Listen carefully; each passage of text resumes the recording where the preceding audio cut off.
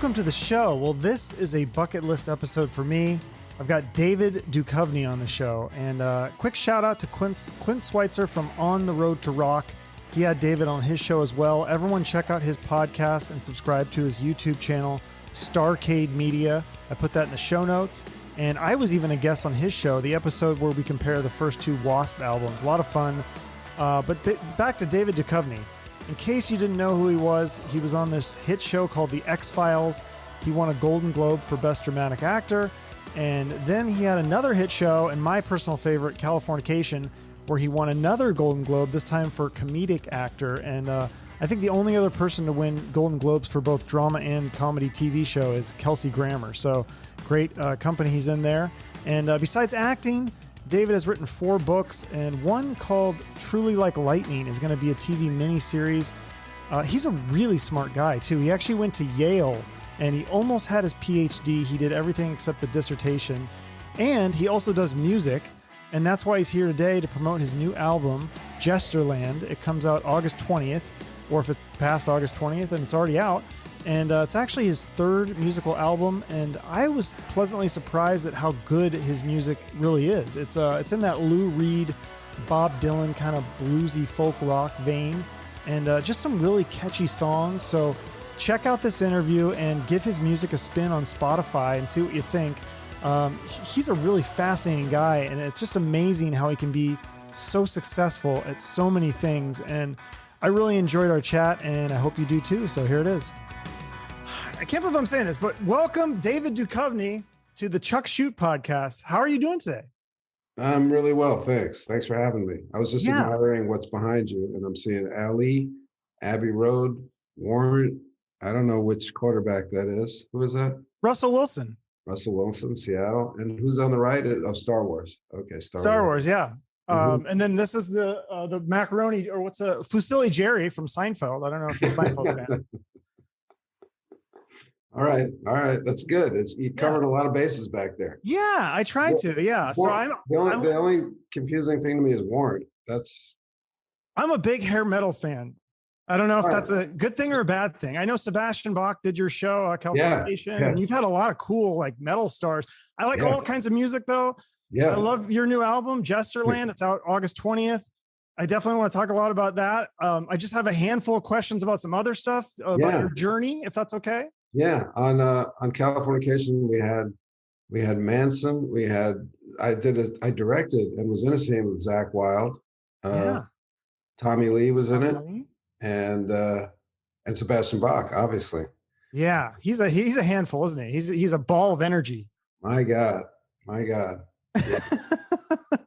Yeah, but so I'm so fascinated by your success, how you're so good at so many things. And I think it comes back to me, I look at you and I go, okay, there's a lot of people that sit on the sidelines and complain. And then there's people that jump in and just do it. And I think that goes back to what your mother taught you at a young age. There was a Gaelic phrase. I don't want to butcher it, but basically it was something like, unless someone is hitting you over the head with a brick, you shouldn't complain. Do you think that influenced your life in a way? Absolutely. The ability to withstand pain, without being a masochist, is a very important talent to cultivate in life. And I don't say that glibly. I just think, life is difficult, and it's failure. My son plays baseball, and I always say, that cliche that people are in the Hall of Fame who fail 7 out of 10 times. They're in the Hall of Fame. So it's true. So that's life. Like, thinking about life is that way. You're going to fail way more than you succeed. So that's painful. And the more you can deal with that pain, the more experiences you can have, because you're not going to just sit there and fear it. Like, what's the worst thing that could happen? I could suck. I could fail. People wouldn't like me for a day or two or a week or a year or 10 years. But, so what, ultimately? I just got to deal with that pain, maybe learn from it if there's anything to learn from it, and keep going. Yeah. And then, you got into this, you got a scholarship at this collegiate boys school, and you say you worked your ass off and you were terrified not to get straight A's. Is that just because the fear of losing the scholarship and disappointing your parents, or was there something else? Or It's hard to say at this point because obviously I've been kind of driven. Mm-hmm.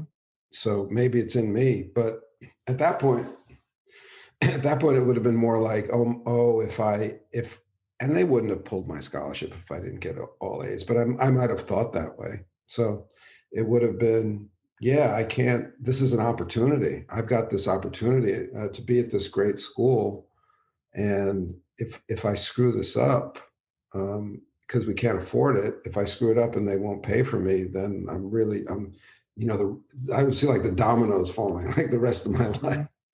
It would just end up, in a certain place that I didn't want to go. So that was the fear. But I'm sure there was ego involved and other things that came from within me from somewhere, and weren't just imposed from some other person.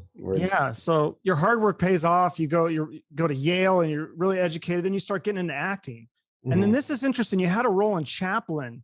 And it seems like on that set, you had a little bit of epiphany where you kind of realized you're working along these professional movie stars like Robert Downey Jr. and Anthony Hopkins. And you thought, I can do this. I think I can do this. Like, but hadn't you already kind of done it? You'd already had some professional acting.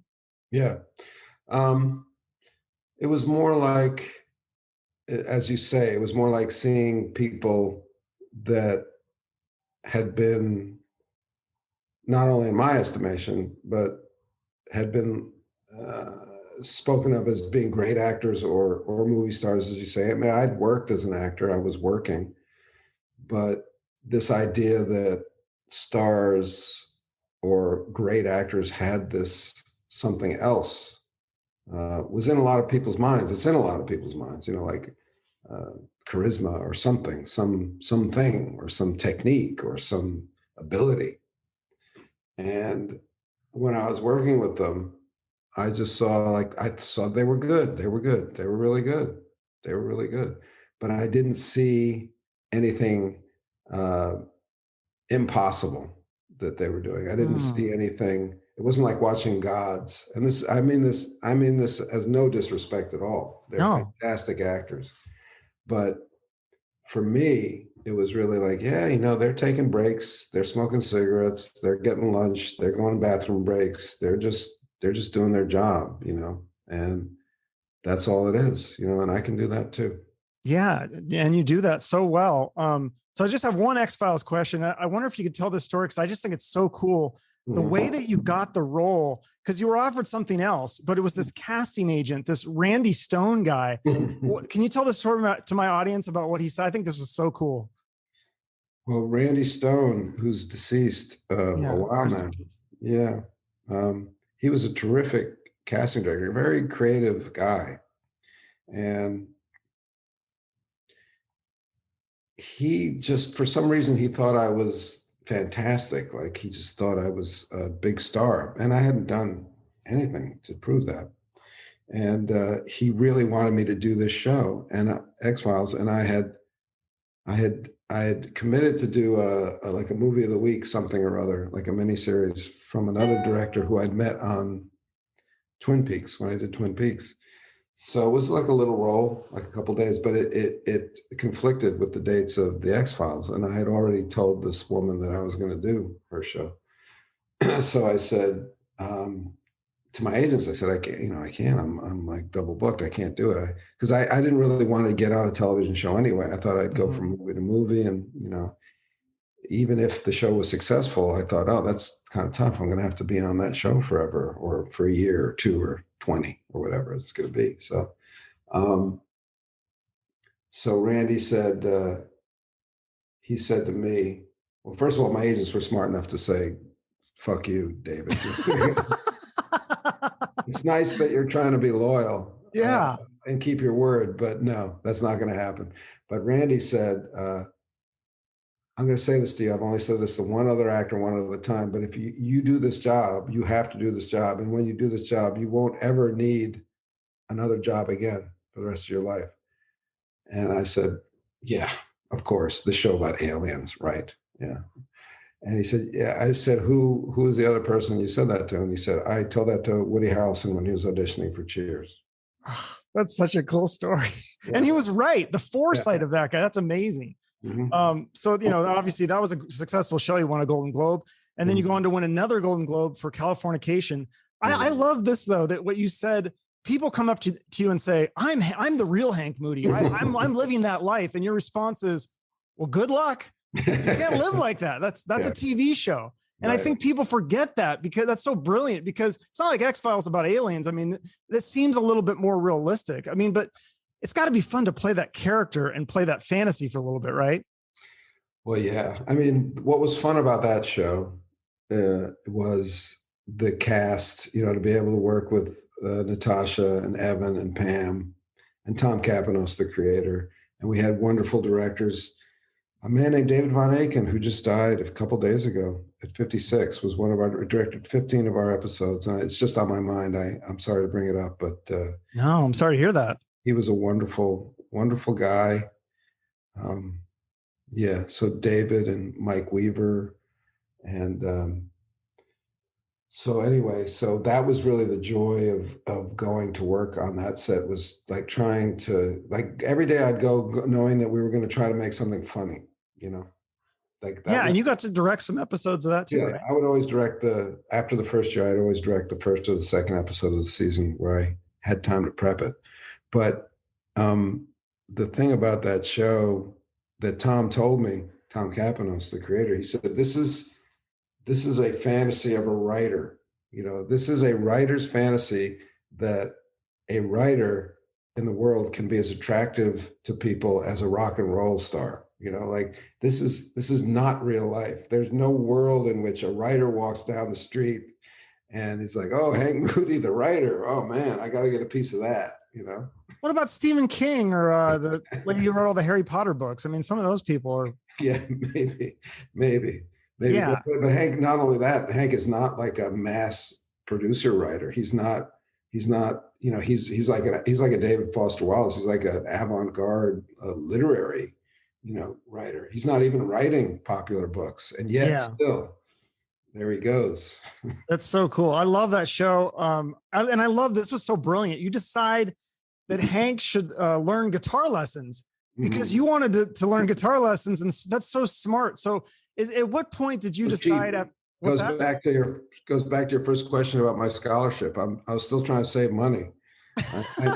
I knew I could get the free guitar lessons. Oh, you could probably afford them too, though. I could, but old habits die hard, So at what point did you decide with music, in terms of like with acting, where it's like you have that moment where you go, I think I can do this. I think I can put out an album and play live shows. That was very gradual, that kind of realization, because I didn't think that I'd write songs. I just started picking up the guitar because I had time, and I thought it would be a nice way to spend time in my trailer in between setups, things like that. Love music, thought I would have fun playing. And then the fact that I started to put chords together and melodies and words, that was a surprise to me. And then I thought, oh, maybe I'll try to record these with my friend, Keaton Simons, he's a great singer-songwriter. If you get a chance to check him out. He had a garage studio, and we recorded like 2 or 3 of my first songs just for me, just on the phone, but they were songs, I was like, oh my God, I've got songs on my phone. That's all. That's a surprise. That's enough for me. I don't need to do anything else.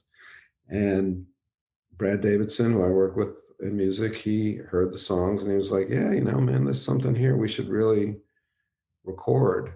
I was like, an album? I was like, yeah, an album. You could album. And I said, well, you can auto-tune me, right? Like that, everybody gets auto-tune, right? And they were like, nah, it doesn't really work that way. And I was like, yeah, okay, but I'll never play live, I was like, yeah, okay, that's cool. So then that step was like, oh, okay, get me into the recording booth and have me deal with my fears of singing and all that, my limitations.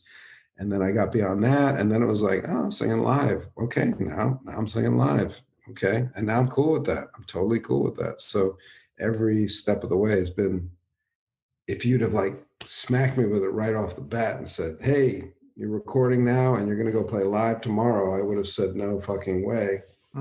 But because I came into it gradually, and I think every step of the way was for the right reason. It was just to kind of see if there was something in the music and the songs that was worthwhile. It wasn't like a vanity project. It was more like, let's see what's here.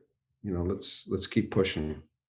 Did you have a manager, an agent that you had to talk with about it? Like, I'm just thinking of that scene in Being John Malkovich, where John Malkovich goes up to his manager or whatever and says, I want to be a puppeteer. And the guy just goes, okay, you're a puppeteer. And I was like, what? Like, there's no resistance. Did you have resistance from anybody telling you, oh, you shouldn't do this? Or Confusion. confusion?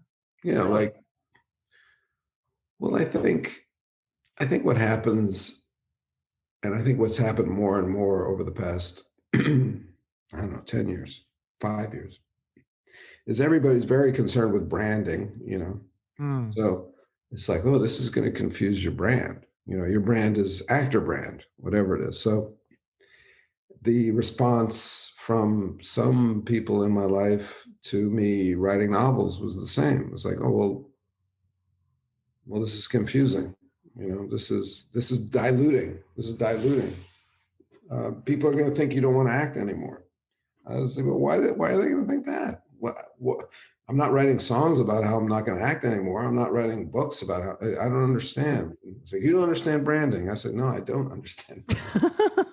In fact, I actively will never understand branding. It's my life's mission to never understand branding, because that's not what it's about to me. So there was some confusion, reticence, lack of interest from some people in my life in that way on the acting front. Yeah, for sure. And so, you just decided though, you're gonna go all in and do it because you're passionate about it. I mean, you clearly love doing this. You've done 3 albums. Yeah. And so let's talk about, yeah. What's that? I was just going to say, let's talk about the sound, because, when I first heard that you had done music, I didn't know you had 2 other albums. So I go to listen and I'm just like, I'm wondering, like, is this like Michael Jordan trying to play baseball, or is this going to, and then I'm kind of like almost mad because I listen and I'm like, oh, fuck, it's good. This is like actually good music. And I'm like, how can you be good at so many things? But I mean, it's just, if people like that vibe of the Lou Reed kind of, what did my friends say? Your singing style is kind of like a Johnny Cash. I don't know if you've heard that one before, because it's kind of that mid-range storytelling kind of vibe. Yeah, I mean, I'm going to be the product of my limits. Like I'm not going to win American Idol, and so I have the voice that I have. I've worked hard to even get to the point where I'm at, where I really feel comfortable performing these songs live. I can sing them. I can sing them the way they're on the record, pretty much. I mean, I might screw up. It's certainly possible that the note coming out of my mouth is not the one I had in my head, but in general, I feel pretty confident that I will. And I feel that it's just, I don't know, it's just part of the same expression. I mean, I'm just trying to like make things to share that are universal, that move people. It's the same when you do a movie or television show. You're trying to entertain in some way that's meaningful. What's more entertaining than music? Like it's everybody's soundtrack. So that's how I got there. Yeah, and but it's different than writing novels or poems when you're writing songs. Way more collaborative, especially when I'm not Stevie Wonder. I can't play the drums, bass, sing, and play the piano. I'm watching Paul McCartney Apple show. He plays drums on one. I was like, what the, Yeah. I'm not that guy. So I need all these people.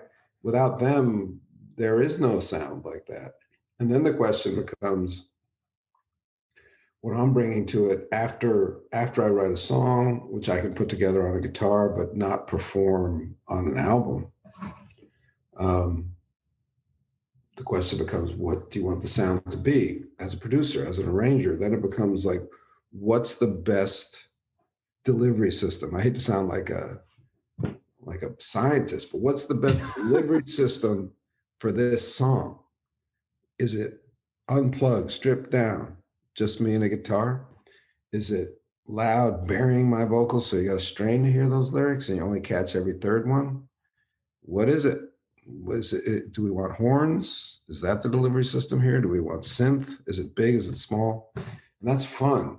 And then then I am very experienced because I've been listening to music my whole life. Even if I haven't been making it, I've been listening, and I've been listening hard. And I kind of have thoughts about it. I have thoughts about what makes songs effective, what makes songs work, what sounds I like. So I get to, play around in that area too. Yeah. And I love the first song on the album, Nights Are Harder These Days. Right. It's such a great song. It's so catchy. And I love the harmony with the backing vocals. Is that all your arrangement, or did someone help out with it? No, I wrote that song. I wrote the chord progression, which is the riff. I just think it's AED, to be honest with you. But Pat figured out the riff, which I think is really strong. Mm-hmm. And I said, because I'd said I want this to be like have a Neil Young kind of vibe. And after that, no, I didn't arrange those backing vocals. That's Colin and Pat and Mitch. But it's certainly something that I want, I wanted that full oral kind of assault, Is that you playing the guitar at the end of the solo? Oh God, no. No. I'm not being modest. I'm really not a good guitar player. I play chords. I don't play lead. And Pat, I had said to him, going on Neil Young again, because I'd seen Neil Young in concert when I was young, and I saw him just like fighting with the guitar, just like wrestling with it and throwing it around. And I said, I just want that sound of you going head to head with your guitar, whatever that sounds like.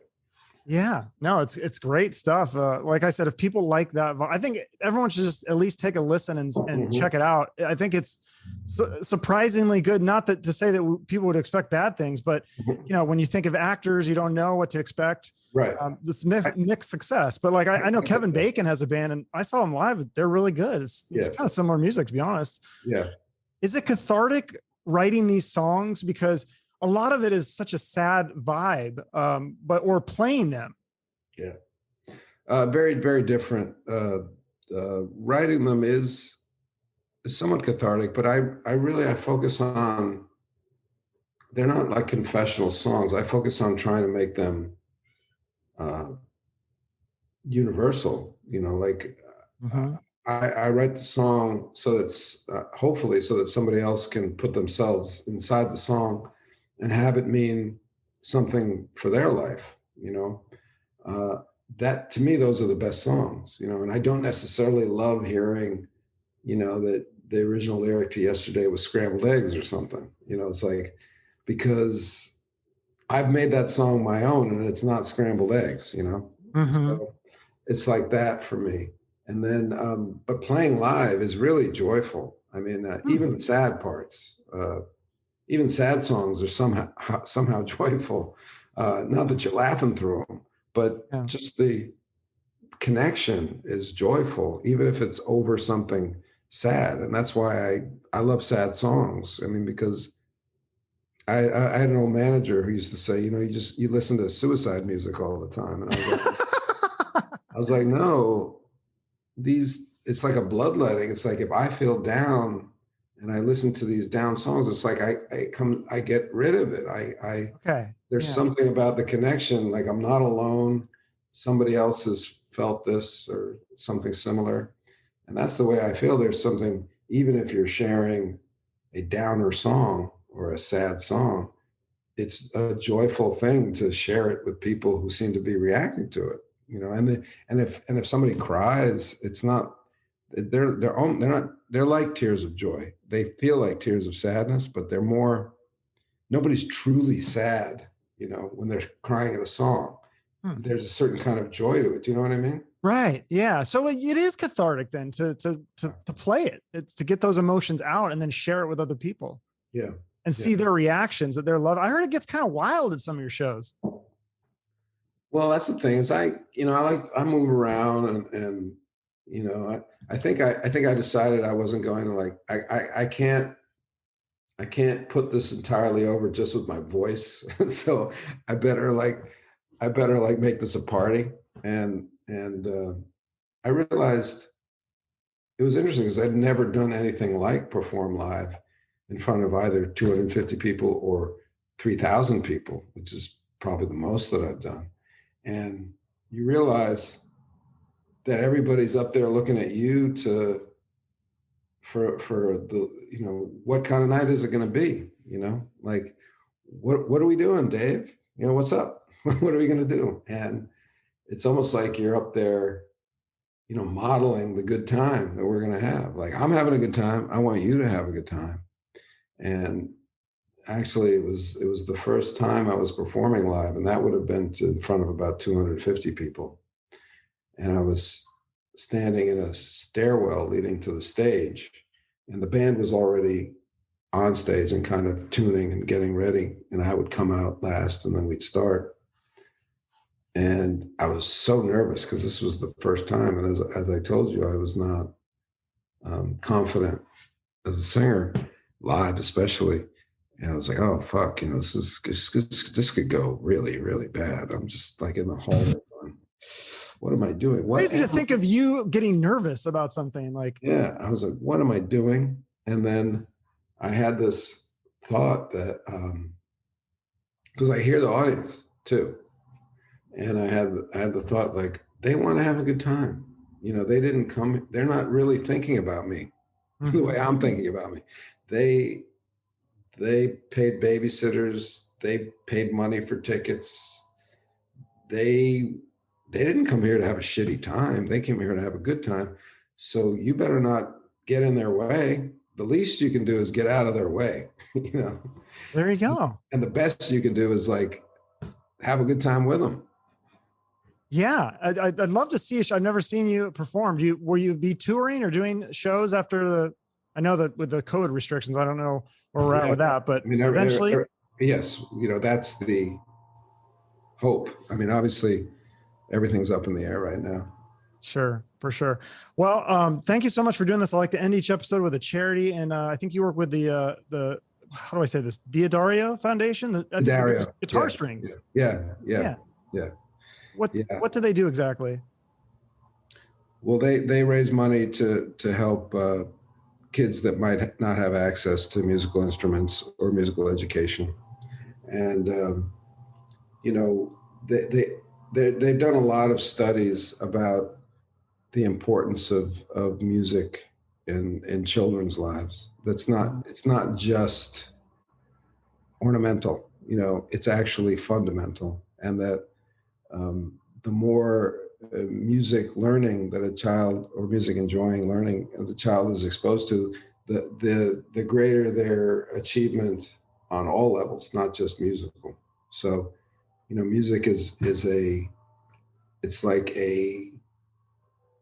the bedrock of the brain in many ways, Yeah, especially with math and stuff, it can really help. I talked to one of the bands I like, the singer. He's like a computer engineer, which is like fascinating to me. I'm like, how are those two things related? And he said, they're about music and math. They're very related. Yeah. Like, isn't the guitarist for Queen? Isn't he like a computer scientist too? Brian May. Brian May? Oh, I didn't know that. I think he got a PhD. I think he's gone back as an adult after being in Queen. Yeah. Still being in Queen, but I think he's got an advanced degree in some kind of mathematics. So definitely. Oh, that's impressive. Yeah. Well, I'll let you get go. You probably have another interview to do. So thank you so much for taking the time. This was a lot of fun. Thank you. Appreciate it. Okay. Bye-bye, David. David Duchovny. His new album is Gestureland, again, out August 20th, 2021. If it's past then, and it's already out. Check it out. If you like that kind of music, I think it's really good. I like the emotion in it, and it's catchy, and that always hooks me. So also watch out for his new miniseries, Truly Like Lightning. I think it's going to be on Showtime. And he's also going to be in a Judd Apatow movie about actors trying to make a movie in a bubble called The Bubble. So that should be interesting too. And make sure to follow David on social media to keep up with all his projects. And while you're on there, you can give me a follow as well. And as always, your comments, likes, and shares on social media really help me out. And also, if you can subscribe to my YouTube channel, that would help me out as well. I'm trying to get to 1,000 subscribers, and I think we're gonna get there at some point. So thank you for all your support. I appreciate you. I hope you have a great rest of your day, and remember to shoot for the moon.